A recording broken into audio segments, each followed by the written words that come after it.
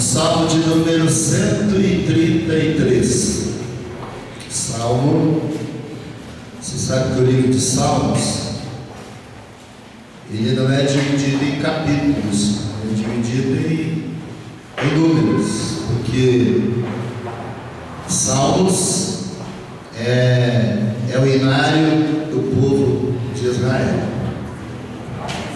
Glória a Deus. Você está vendo? Me acompanhe. A essência do amor fraternal. Talvez a minha tradução seja um pouquinho diferente da sua. Estou com uma tradução nova hoje aqui. Diz o seguinte: ó, como é bom e agradável viverem unidos os irmãos. É como óleo precioso sobre a cabeça, o qual desce para a barba de Arão, e desce para a gola de suas vestes. É como o orvalho do Hermon, que desce sobre os montes de Sião, pois ali ordena o Senhor a bênção e a vida para sempre. Diga glória a Deus. Louvado seja o nome do Pai, do Filho e do Espírito Santo. Antes de começar a pregar a palavra de Deus, eu queria que você olhasse para o seu irmão ao lado e dissesse: unidade não significa conformismo. Vamos repetir isso? Diga comigo: unidade não significa conformismo. Nós não devemos nunca, jamais nos conformarmos, principalmente com situações adversas na nossa vida. Mas nós devemos crer que o nosso Deus é poderoso para mudar situações. Você crê nisso? Aleluia. Então diz para a pessoa lá: Deus vai mudar a sua história. Quem crê diz: eu creio. Aleluia. Então diz para o irmão: é só para quem crê. Tudo é possível para aquele que crê. Glória a Deus. Provavelmente a sua tradução diga: ó, quão bom e suave é que os irmãos vivam em união. Eu gosto mais da palavra que os irmãos vivam unidos, porque união, a pessoa pode entender união, né? Diz para o irmão: não é união, diz é união. É unidos. Diga glória a Deus. Aleluia. Essa semana, a última quinta-feira, dia 15, a Igreja do Evangelho Quadrangular completou 61 anos no território brasileiro. A igreja, na verdade, ela nasceu no dia 15 de novembro de 1951, lá em São João da Boa Vista, no interior de São Paulo, quase divisa com o Poço de Caldas, lá em Minas Gerais. O reverendo Haroldo Williams foi enviado pelos americanos ao Brasil para iniciar a Igreja do Evangelho Quadrangular. E aqueles que conhecem um pouquinho da história sabem como os americanos investiram para que esta igreja surgisse e para que ela se tornasse a grande força evangelística que é hoje no território nacional.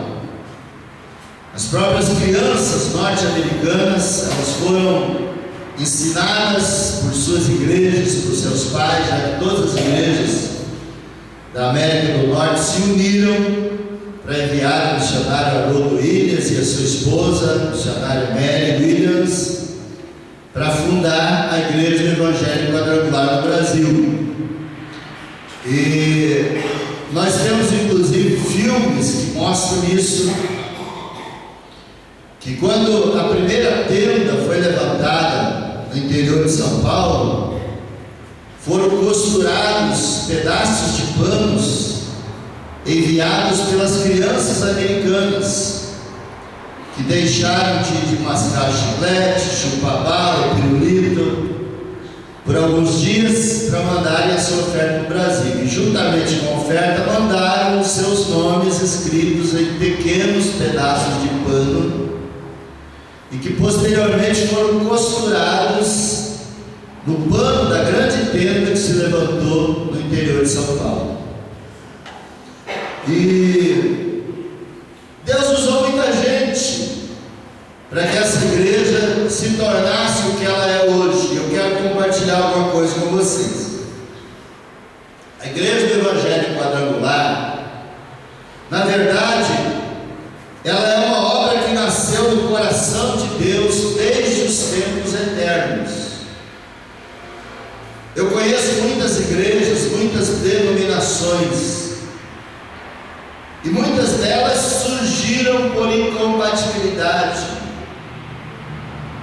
surgiram como divisão de grupos incompatíveis. No entanto, a Igreja do Evangelho Quadrangular, ela nasceu no coração de Deus. A missionária Irmene, fundadora, pregava sobre a visão de Ezequiel, no capítulo 1, especificamente os versículos 8 e 10, da visão do rosto do homem, do rosto do leão, do rosto do boi, do rosto da águia. E de repente saiu, explodiu nos seus lábios a palavra Evangelho Quadrangular.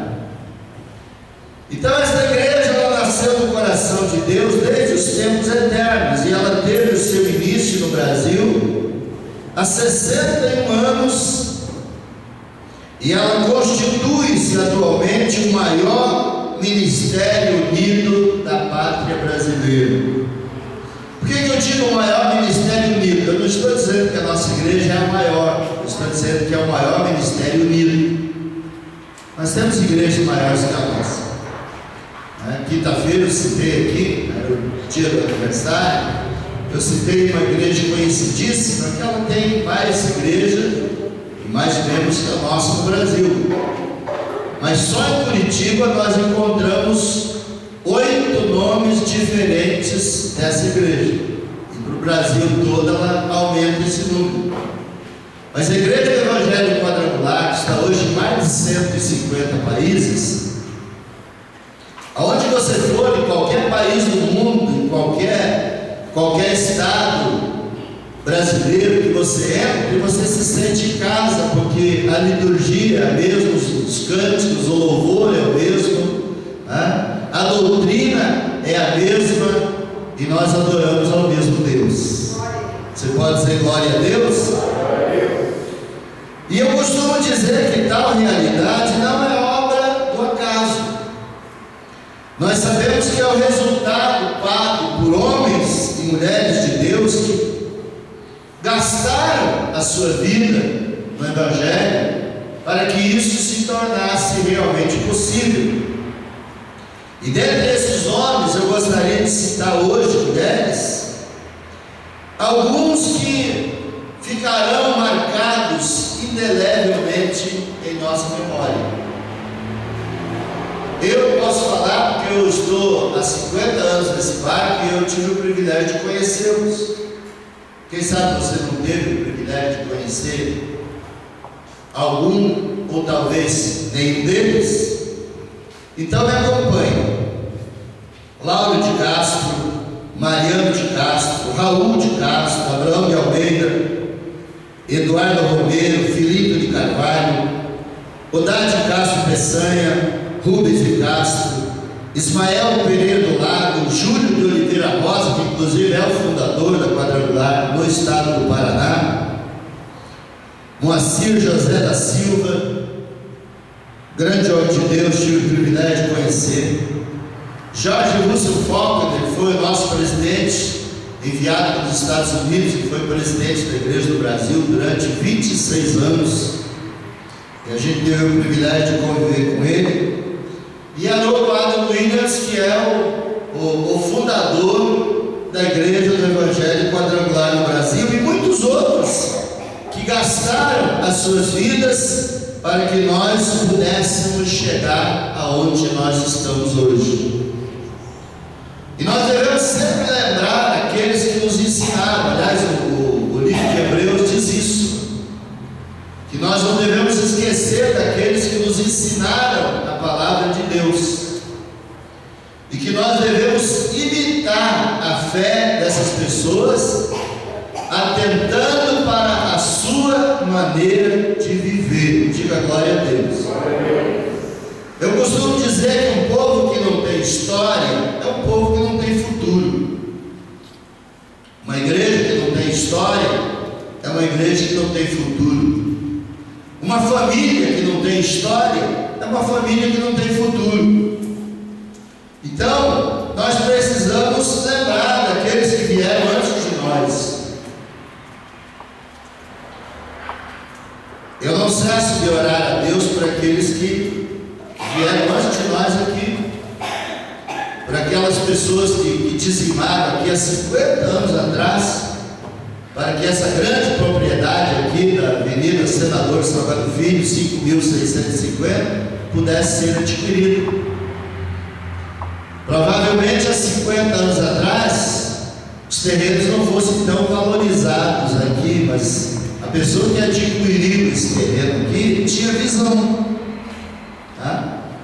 Porque comprou aqui na avenida. A pessoa que não tem visão procuraria um terreno muito mais barato, lá numa rua sem saída, na beira do rio, e nós estaríamos completamente escondidos. Mas até 2014 o projeto é para a revitalização da Avenida Senador Salgado Filho. Nós teremos aqui uma grande avenida. Você já pensou o salto em valor que esse terreno terá até 2014? E no próximo dia 2 de dezembro nós estaremos aqui com a diretoria da igreja, com os nossos irmãos que fazem parte da comissão permanente de construção, com um projetista, para nós fazermos um projeto de construção de um estacionamento coberto, um grande salão social, uma grande cozinha, banheiros feminino, masculino, banheiros para cadeirante, salas para todos os departamentos da igreja. Nós queremos fazer um projeto para aproximadamente uns 15 anos, e nós esperamos construir aqui, além do que eu já falei para vocês, uma das maiores catedrais de Curitiba, não para o nosso envaidecimento, mas para a glória daquele que é o dono de todas as coisas. Você crê que isso pode se tornar possível?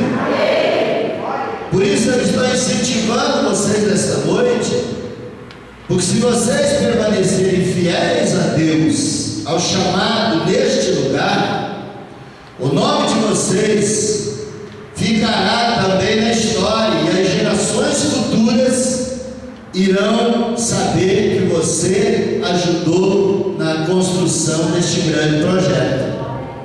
Tá? No final de tudo, nós podemos fazer um grande quadro com o nome de todas as pessoas que farão parte deste projeto. Repito, não para a nossa vaidade pessoal, mas nós precisamos zelar pela nossa história. Diga glória a Deus. Então diz para o irmão aí ao seu lado: eu espero que você faça parte da história da Quinta Igreja Quadrangular de Curitiba. E em nome de Jesus, nós construiremos aqui uma grande catedral. Diga glória a Deus. Louvado seja o Senhor. Então, queridos, nós que amamos a igreja do Evangelho Quadrangular e que fazemos parte desse ministério, devemos dar continuidade a essa visão de unidade. Repito, não de conformismo, porque nós não devemos parar nunca. Nós devemos esperar como se Jesus voltasse hoje, mas está trabalhando e construindo como se ele demorasse ainda 1000 anos para voltar. Quem está entendendo diz amém. Amém. Aleluia.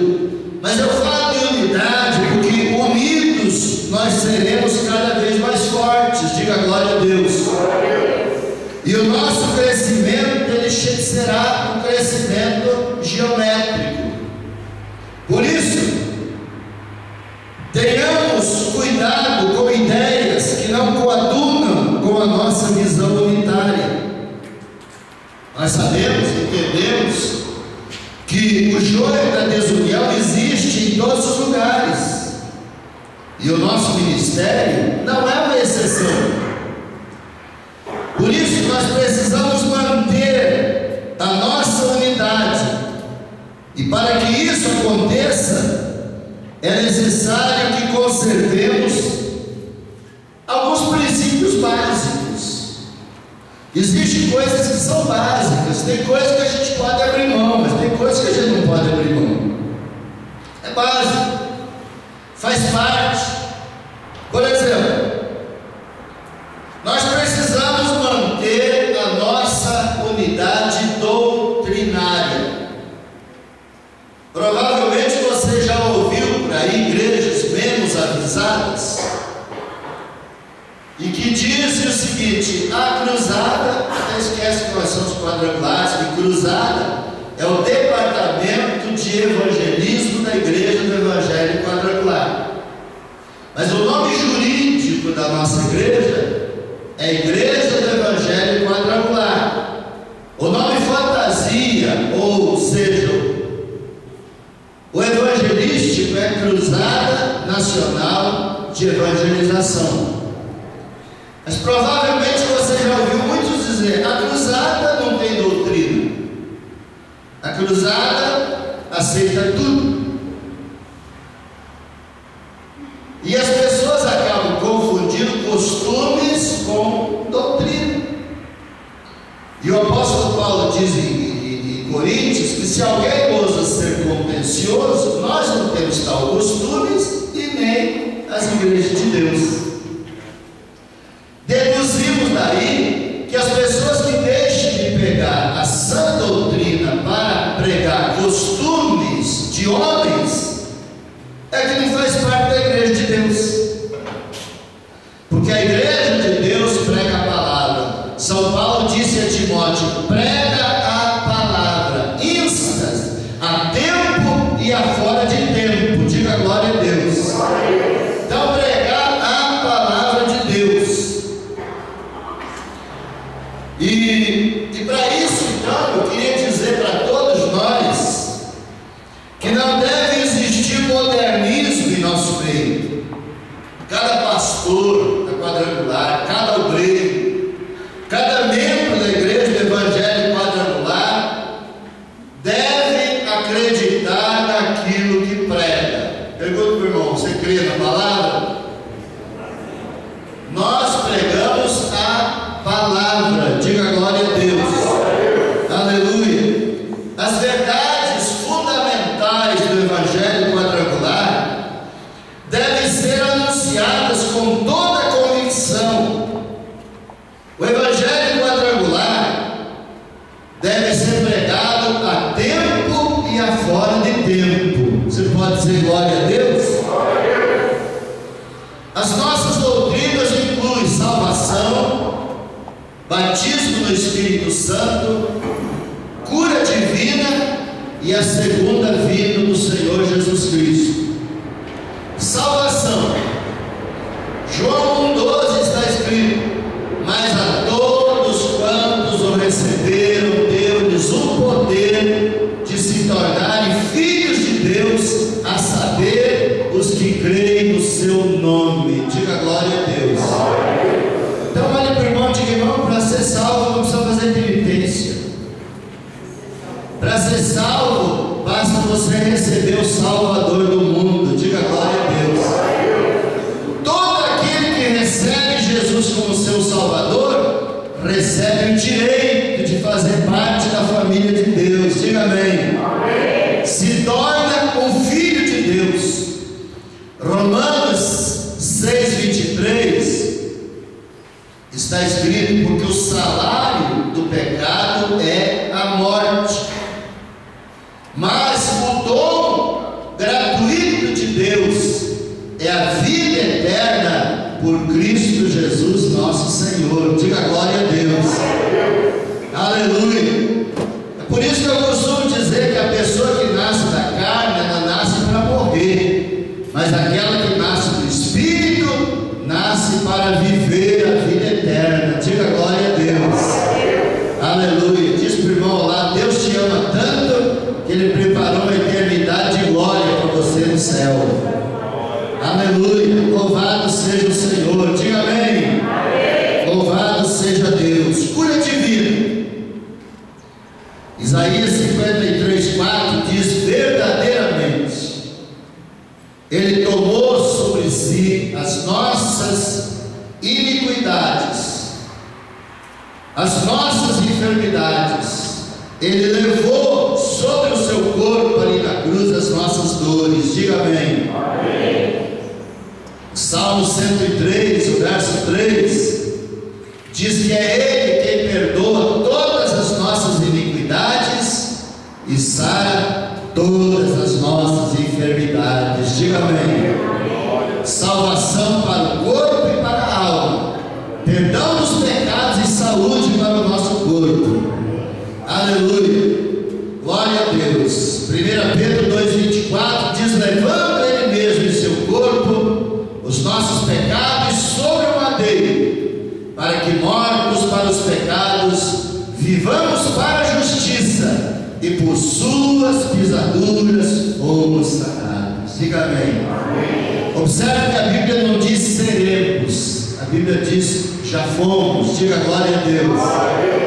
Basta nos apropriarmos pela fé, tomarmos posse daquilo que Jesus já ganhou, já garantiu para nós na cruz. Ele foi moído pelas nossas iniquidades e pelas nossas enfermidades. No grego essa palavra é sozo, que significa salvação da alma e saúde do corpo, ou seja, saúde física e saúde espiritual. Diga glória a Deus. Louvado seja o nome do Pai, do Filho e do Espírito Santo de Deus. Em Marcos, vocês conhecem bem o texto de Marcos 16, de 15 a 18. Jesus disse: ide por todo mundo, pregai o Evangelho a toda criatura. Quem crer e for batizado será salvo. Diz para o irmão: a salvação faz parte, o batismo faz parte da salvação. Diz para o irmão aí: o batismo faz parte da salvação. Quem crer e for batizado será salvo. Quem, porém, não crer será condenado. Aí o verso 17 diz: e estes sinais seguirão aos que crerem. Diga glória a Deus. Diz para o irmão: você vai na frente testificando e o Senhor vem atrás confirmando a bênção. Os sinais seguirão aos que crerem. Em meu nome expulsarão demônios, falarão novas línguas, pegarão nas serpentes, e se beberem alguma coisa mortífera, não lhes fará dano algum, e imporão as mãos sobre os enfermos e estes ficarão curados. Diga glória a Deus. Aleluia. Lá em Tiago 5,15 diz: está alguém entre vós doente? Chame os presbíteros da igreja, os oficiais da igreja, e ore sobre ele, ungindo com óleo em nome do Senhor. E a oração da fé salvará o doente, e o Senhor o levantará. Diga glória a Deus. Observe que não basta apenas ungir com óleo. A unção com óleo é apenas um ponto de contato para despertamento da nossa fé. Mas o que salva o doente é a oração da fé em nome do Senhor Jesus. Diga glória a Deus. Aleluia. Batismo no Espírito Santo.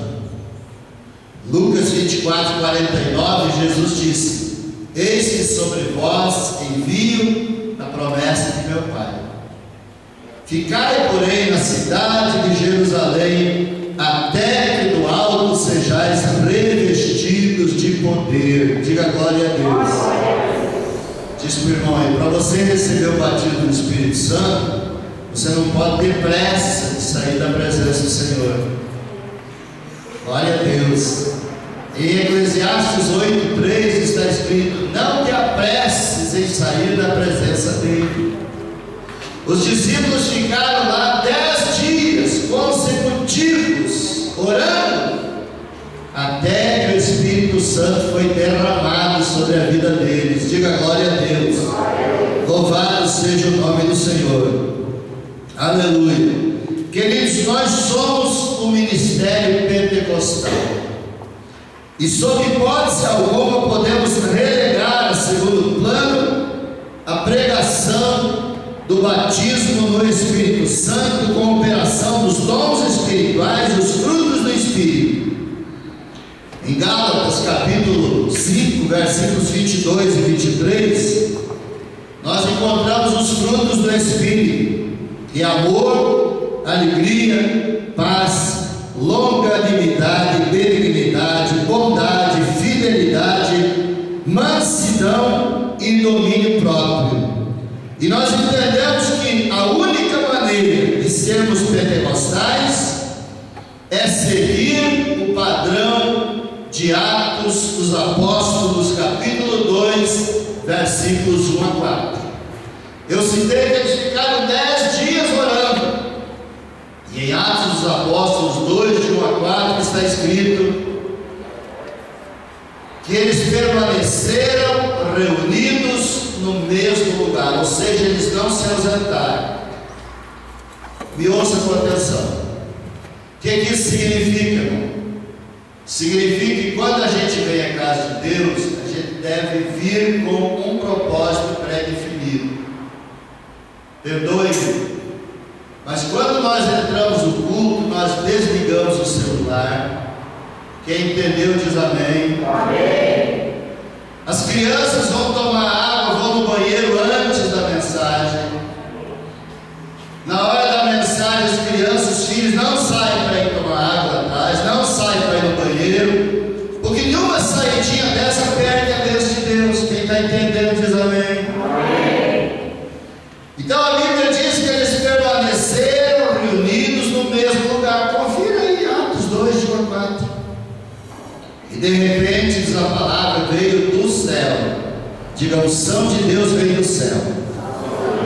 Aleluia. Veio do céu um som, como de um vento veemente e impetuoso. Não havia vento, mas havia um som como se houvesse um grande vendaval. Veemente e impetuoso, que encheu todo lugar onde eles estavam. Observe aí que a Bíblia diz que eles estavam lá sentados. Tem uma igreja aí que diz que a oração só vale se a gente fizer a oração ajoelhado, né? Mas a Bíblia diz que quando eles receberam o Espírito Santo, eles estavam sentados. Eu não sei como é que estava Jonas quando ele orou na barriga do peixe. Só sei que a Bíblia diz que as algas se enrolavam no nariz dele, pensando que estava no inferno. Ele falou: do vento do inferno gritei, e o Senhor ouviu a minha voz. Diga glória a Deus. Louvado seja o Senhor. Então, a posição do teu corpo não importa. O que importa é a posição do teu coração. Diga amém. É a sua atitude de reverência, é a sua atitude de obediência, de fé, de submissão. É reconhecermos que este lugar é um lugar sagrado. Diga glória a Deus. E desde o momento que se dá abertura do culto até a bênção apostólica, nós devemos permanecer no nosso lugar e absorver tudo aquilo que através do Espírito Santo é ministrado aos ministros de louvor, pregadores, seja lá quem for, mas é Deus que está sendo reverenciado, adorado e glorificado. Diga glória a Deus. Então o verso 4 diz que todos, diga todos, todos os que estavam ali, porque muitos já tinham saído. Lá em 1 Coríntios 15 diz que quando Jesus foi assunto ao céu, mais de 500 irmãos estavam lá, e eles ouviram o Senhor dizer: permaneçam em Jerusalém até que do alto vocês sejam revestidos. Provavelmente mais de 500 irmãos foram para lá. Mas no 10º dia, quando o Espírito Santo foi derramado, a Bíblia diz que tinha quase 120. Isso prova que os 380 no mínimo já tinham se pirulitado. Diz por uma bênção é para quem persevera, a bênção é para quem permanece. Então a palavra diz que todos foram cheios do Espírito Santo e começaram a falar em outras línguas, conforme o Espírito Santo lhes concedia que falassem. Diga glória a Deus. Louvado seja o santo e maravilhoso nome de Jesus. E a quarta doutrina é a volta do Senhor Jesus. Em João 14, 18, Jesus disse: não vos deixarei órfãos, tornarei para vós. Diga glória a Deus. Diz para o irmão: e prepara-te, Jesus virá. Não vos deixarei órfãos, eu não abandonarei vocês. Ele começou a dizer no capítulo 14: não fique triste, não se turbe o teu coração, eu vou preparar um lugar. E quando eu for lhe preparar lugar, eu virei para buscar você, para que onde eu estou, você esteja comigo. Diga glória a Deus. Aleluia. Esse é o desejo do Senhor. Para onde Ele está, nós estejamos com Ele. Aleluia. 1 Tessalonicenses 4, 16 a 18 está escrito que o mesmo Senhor descerá do céu. Diga glória a Deus. Com alarido, com a voz do arcanjo, aqueles que morreram em Cristo ressuscitarão primeiro. Depois nós, os que estivermos vivos para a vinda do Senhor, seremos transformados de um abrir e fechar de olhos. Seremos transformados em glória pela mesma imagem do Senhor, e subiremos para encontrar o Senhor nos ares. E assim diz a palavra no verso 17: estaremos para sempre com o Senhor. Diga amém. E aí o verso 18 diz: portanto, consolai-vos, animai-vos uns aos outros com estas palavras. Então console, anime o seu irmão, diga: irmão, não fique triste, toda a tristeza desse mundo será esquecida um dia. Aleluia. Toda dor, toda angústia, toda tristeza, todo sofrimento, todo abandono, toda incompreensão, toda traição, um dia tudo isso ficará para trás e nós estaremos com o Senhor para sempre. Diga glória a Deus. E as últimas palavras da Bíblia Sagrada, em Apocalipse 22, 20, é a oração do apóstolo São João: Maranata, ora vem Senhor Jesus. Você está esperando Jesus? Tem muita gente que está esperando a fim do mundo aí no dia 21 de dezembro. Pergunta para o irmão: sabia que o mundo vai acabar dia 21 de dezembro?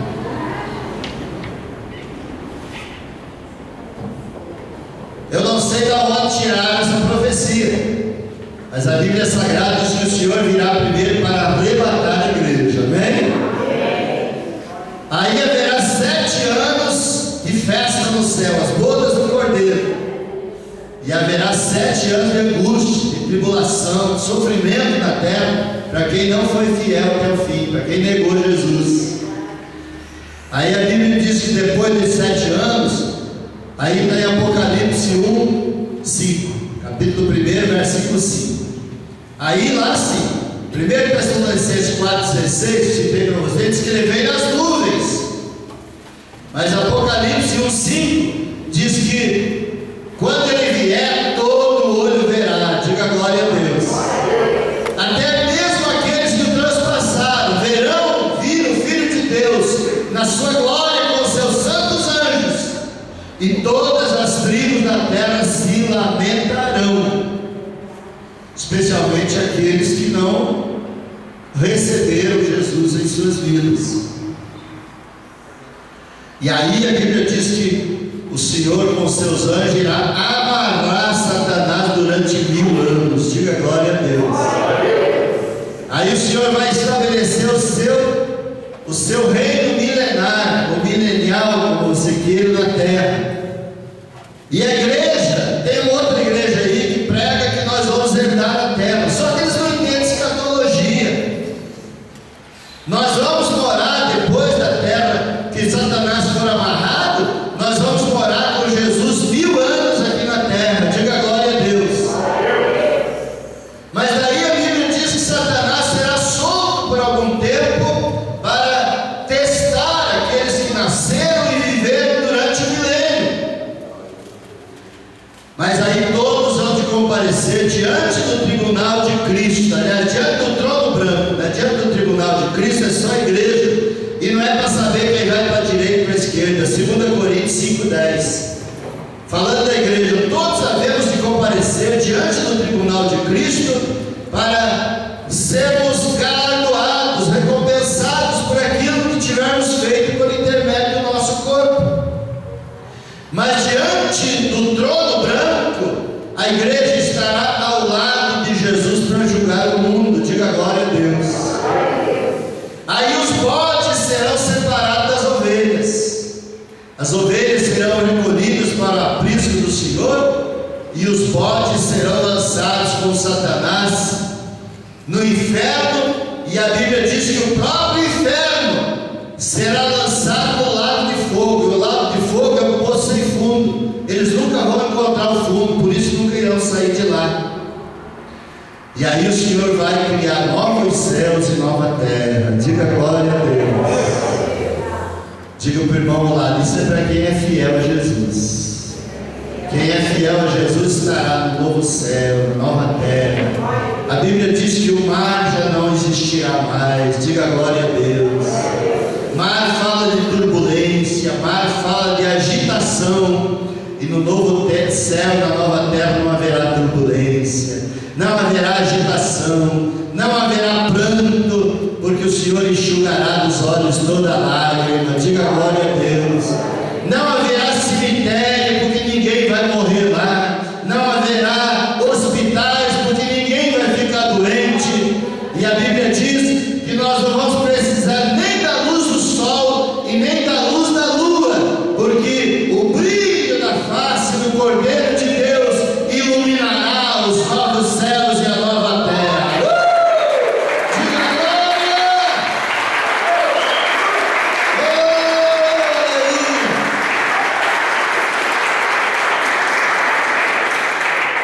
Diz para a pessoa lá, quer te ver lá? Quer te encontrar lá. Quando Adão e Eva pecaram, escute aqui, estou saindo um pouco, mas é interessante você aprender isso.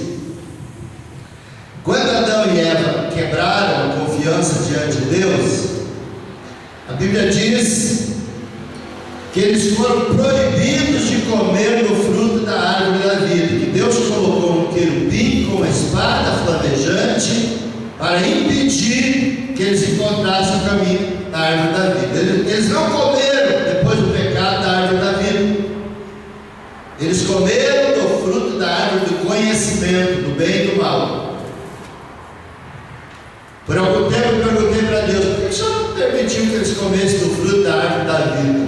O Senhor poderia ter impedido eles de comer do fruto da árvore da ciência, chamado do bem e do mal, o Senhor não impediu. Por que o Senhor impediu eles de comer do fruto da árvore da vida? Eu falei, isso não foi muito legal. Aí Deus falou lá no fundo do meu coração, foi a minha misericórdia. Eu falei, misericórdia, Senhor? Que tipo de misericórdia? Aí o Espírito Santo falou comigo, se eles houvessem comido do fruto da árvore da vida, na condição de pecado que eles estavam e separados de Deus, não restaria mais sacrifício. Você viu como isso é profundo? Não resolveria Jesus ter vindo ao mundo e morrer por nós, porque o homem seria eternamente separado de Deus. Mas foi a misericórdia de Deus que impediu que eles encontrassem o fruto da árvore da vida, provendo a vida de Jesus para buscar e salvar o que se havia perdido. Mas a Bíblia Sagrada diz em Apocalipse, aquele que vencer, Jesus disse, eu lhe darei o direito de comer livremente do fruto da árvore da vida. Diga glória a Deus. Então no céu, a uma nova árvore da vida. E quando chegarmos lá, nós vamos comer o fruto da árvore da vida. A Bíblia diz que as folhas da árvore da vida é saúde para as nações. É por isso que ninguém mais vai ficar doente e ninguém vai morrer mais. Nós vamos ser eternamente saudáveis. Diga glória a Deus. Vale a pena ir para o céu? Aleluia. Queridos, nós precisamos manter a nossa unidade na disciplina e na obediência. Disciplina e obediência são tópicos necessários à realização de um perfeito entrosamento e funcionamento em qualquer sistema social. E a falta destes tópicos gera, desculpe o que eu vou dizer, gera anarquia e desorganização. É por isso que precisa a ordem do culto. Perdoe-me de novo, mas a igreja não é passarela para ficar entrando e saindo durante o culto. A igreja é lugar para a gente vir, se assentar e alimentar o espírito. Diga amém. Amém. Alimentar a alma, ouvir a palavra de Deus. E nós temos exemplos bíblicos. Eu não tenho tempo para comentar detalhadamente, que o relógio diz que eu tenho que parar. Mas nós temos exemplos bíblicos como Coré, Datã, Abirão, no capítulo 16 de Números. Eles saíram com Moisés e o povo de Israel do Egito, mas eles foram a pedra no sapato de Moisés durante todo o percurso, até que Deus abriu a terra e tragou eles vivos.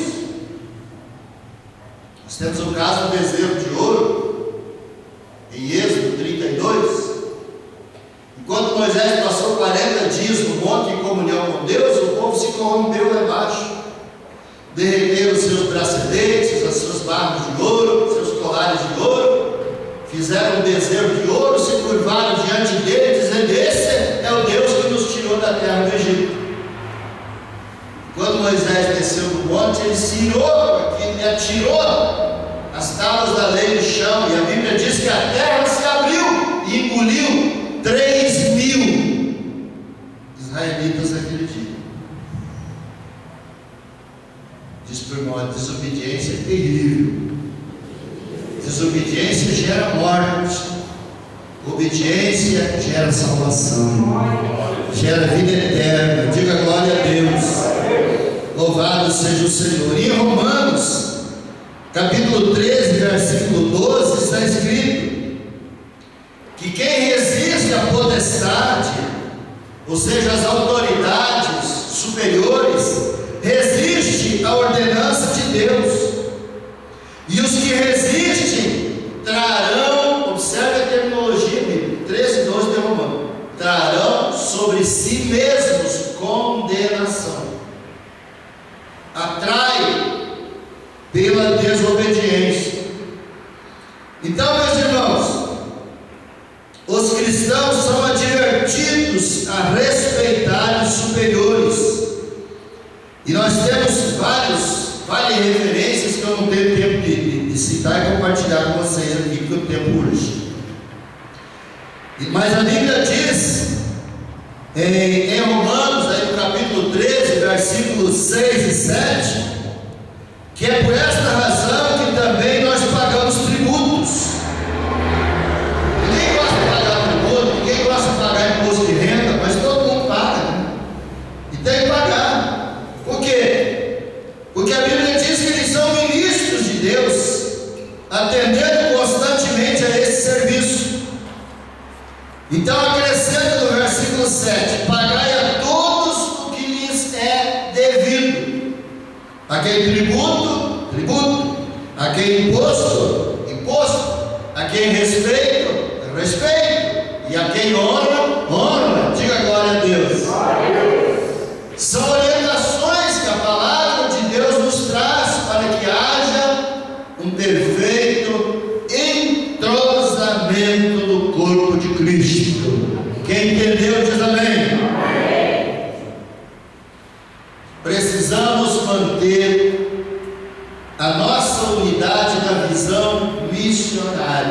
irmão, Jesus me chamou para ganhar almas,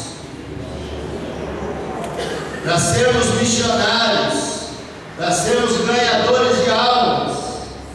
A Igreja do Evangelho Quadrangular sempre se caracterizou pela extrema valorização ao evangelismo.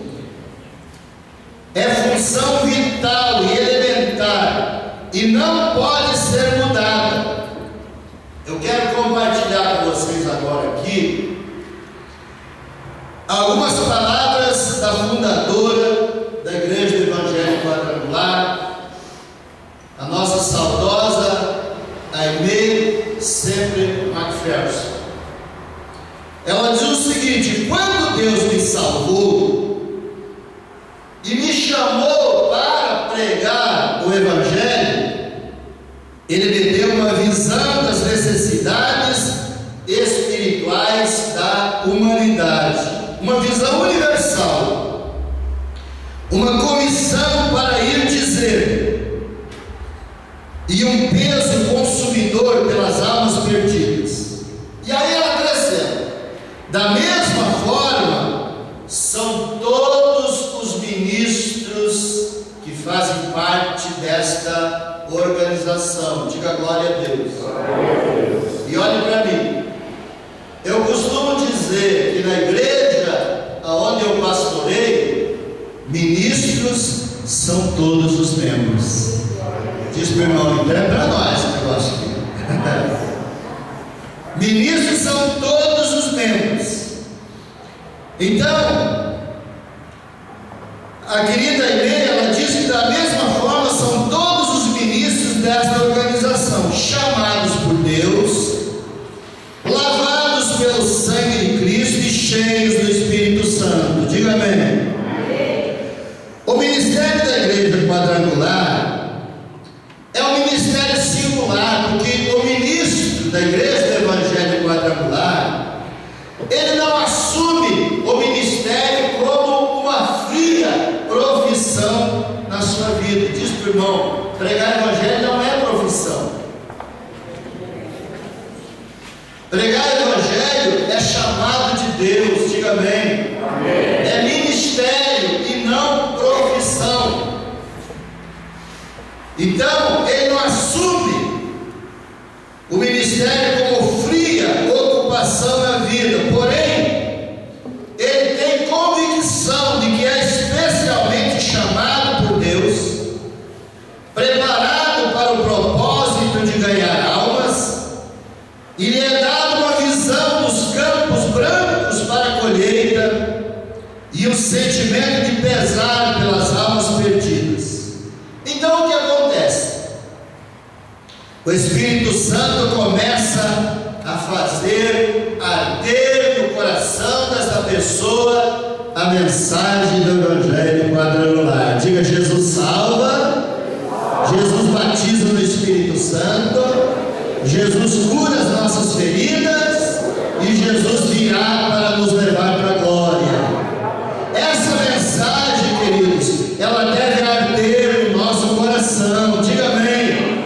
Ela deve estar profundamente em nosso coração. Então o Espírito Santo coloca a palavra de reconciliação na nossa boca, e então, graças a Deus, nos dá uma santa ousadia para que possamos proclamar a mensagem de salvação para todas as almas perdidas. Diga: a vontade de Deus é que todos sejam salvos, é que ninguém se perca. Diga glória a Deus. Aleluia. Olha para a pessoa lá e pergunta: você faz jus à declaração da fundadora da nossa igreja? Nós fazemos jus à declaração da irmã Aimee Semple McPherson? Arde em nosso coração o amor pelas almas perdidas e o desejo de alcançá-las e trazê-las para Jesus? Aleluia. Em Mateus 9, 36 e 37, olha, isso foi 2000 anos atrás. Para quem não sabe, 2000 anos atrás, toda a população do mundo era de 250 milhões de habitantes. Hoje só a China tem 1 bilhão e 300 milhões. Hoje nós temos mais de 7 bilhões de habitantes no planeta Terra. Só o Brasil está chegando aos 200 milhões, né? O último censo passou dos 192 milhões. Estamos chegando aos 200 milhões. E Jesus disse: rogai. Primeiro ele disse: grande na verdade é a seara, no verso 36, e poucos são os cearenses. Jesus disse: grande na verdade é a seara, e poucos são os ceifeiros. E aí no verso 37 ele disse: rogai, pois, ao Senhor da seara que mande, que envie mais ceifeiros para a sua seara. Diga glória a Deus. Mais de 7 bilhões de pessoas. Quantas delas não conhecem Jesus? Não receberam Jesus? Então, meus irmãos, Mateus capítulo 28, versículo 19, Jesus disse: ide, fazer discípulos de todas as nações, batizando-os em nome do Pai, do Filho, do Espírito Santo, ensinando-os a guardar todas as coisas que eu vos tenho mandado, e eis que eu estou convosco todos os dias até a consumação dos séculos. Diga glória a Deus. Domingo que vem nós teremos o último batismo do ano de 2012.